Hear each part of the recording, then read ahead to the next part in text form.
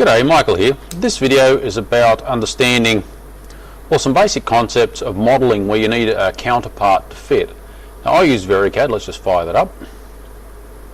I'm using two monitors, of which I'm recording one, so it looks a bit weird at the moment. There we go, it makes more sense.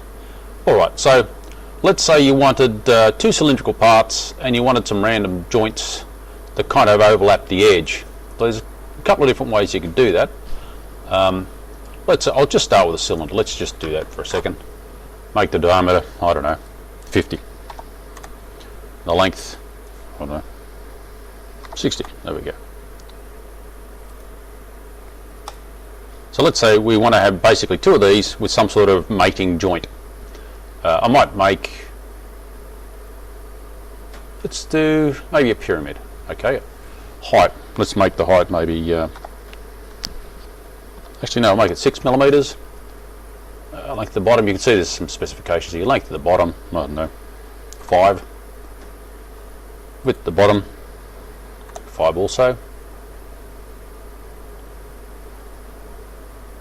And you can see we've got these offsets and so forth to make this part. We're going to have to do length at top, width at top. Let's make it, I don't know, just 4 and 4, so it's a very small taper. So if you're going to cast this product later on, you could, or it just makes it easy to align the parts of 4 and 4. Bottom to top, bottom to top. What am I looking at? X2 and Y2, make sure I understand that. So it'll be 0.5. 0.5, I think I got that right. I'll make that a different colour so you can recognise there's a different object. Now it's in the wrong orientation. So what I'll do is I'll just rotate it the way I want to do it, minus 90, that'll do fine. I'll just rotate all that so you can see what I've got there. Now let's say that was our parts. What we might do is actually I'll move it out, say, I don't know, 50 mil overall. Let's do 20 mil from the centre. Okay, and let's rotate it, repeating, actually cancel, I'll go back one. Let's pick this tool, which we define a center point for the rotation. So I'll do that.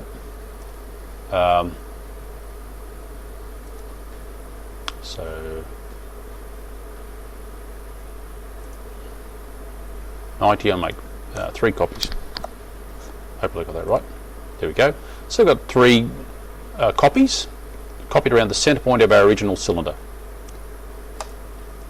Now you can see those 3 lugs.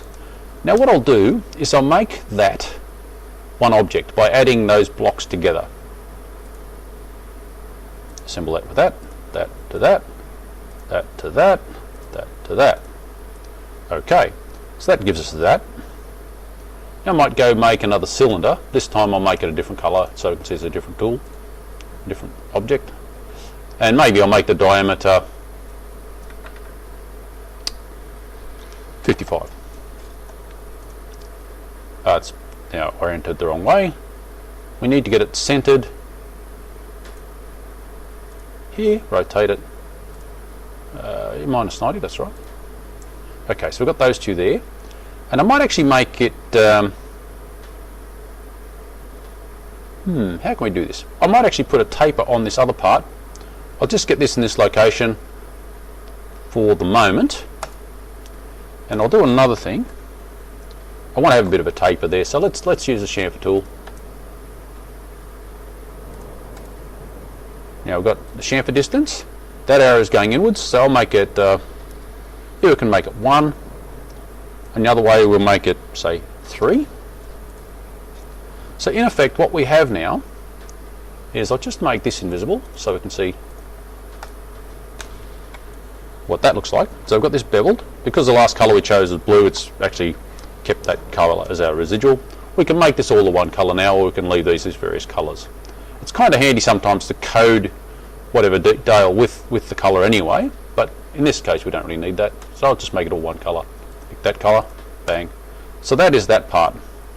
Now let's get the counterpart visible. Where are we now? That one. Unblank all objects. Okay. Now I made that chamfer on the end here 3 millimeters. So what I'll do, I'll move this part into the other part a further 3 millimeters. Now with any reasonable modelling software, which you won't get with things like SketchUp, you can use this as a tool to cut that. So I'll do that now. We're going to keep the cutting solid, use it to cut a hole in the other part. Now if I was to now blank this, you can see the other part has got a set of lugs in it to locate, well, basically to fit the part that we just had. So I'll make all those parts visible. Okay. Now if you want to set this up for 3D printing, you may actually put these parts together side by side, so we can do that. I'm going to rotate that around this axis, 180 degrees. Okay. Now you can see the two would occupy the same space, which of course doesn't work. I'll move that to the side. We had 55, so I'll move it to the side, say 60 mil. That should leave us clear, I think. There we have it. Now you can see we've got that 3mm step. But what I'll do is I'll use this tool, go point to plane. Gotta pick a point, there we go, and that's the plane. Okay, so that's now flush. So you may want to, that's now ready for 3D printing. I'll just save that to give it a name. Save as. Might just might actually go to my desktop.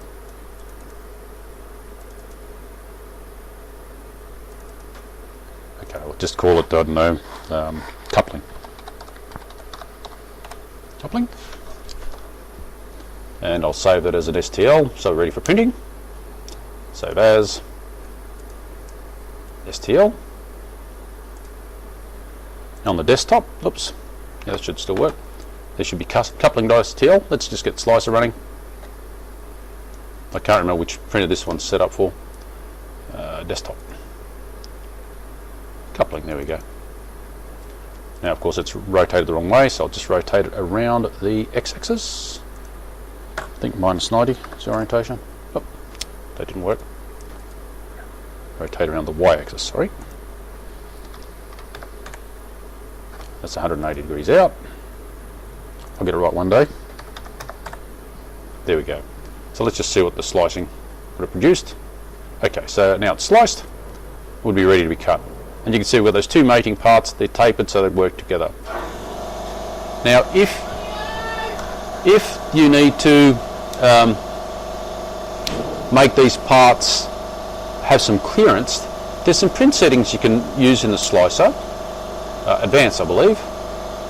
XY size compensation, like if you find it too tight by say 0.1, you could change this and make that -0.1 millimeters, and then it would slightly reduce the parts. I might exaggerate that so I can see something major. Let's say we make it -0.5. We should be able to see that in the sliced job. Give it a second. Here it comes. Those lugs have gotten very tiny, but the holes have gotten very large. So you can see vividly by having that size compensation, we've got these big changes. Now that pin size is very small and the hole size or the socket size is very large. So I can change that back. I'll just leave it at 0. So it depends how that is. Oh, that's designed for a 0.8mm tip. Let's just change that to something a bit more sane. Extruder 1. Make that a 0.3mm tip, let's say. Make something a bit finer. Layers and perimeters, 0.6. We'll make that 0.2. Display height, 0.2. That'll be fine. We should see a different result in the plater now. Anytime. There we go. So we've got much finer print, and you can see the parts are much more closely matched in size.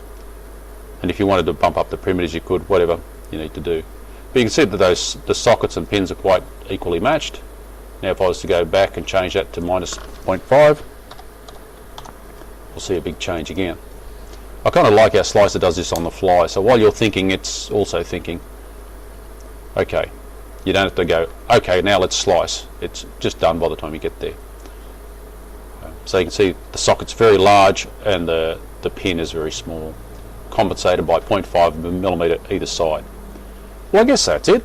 Feel free to like, share, subscribe, ask a question, leave a comment. Bye for now.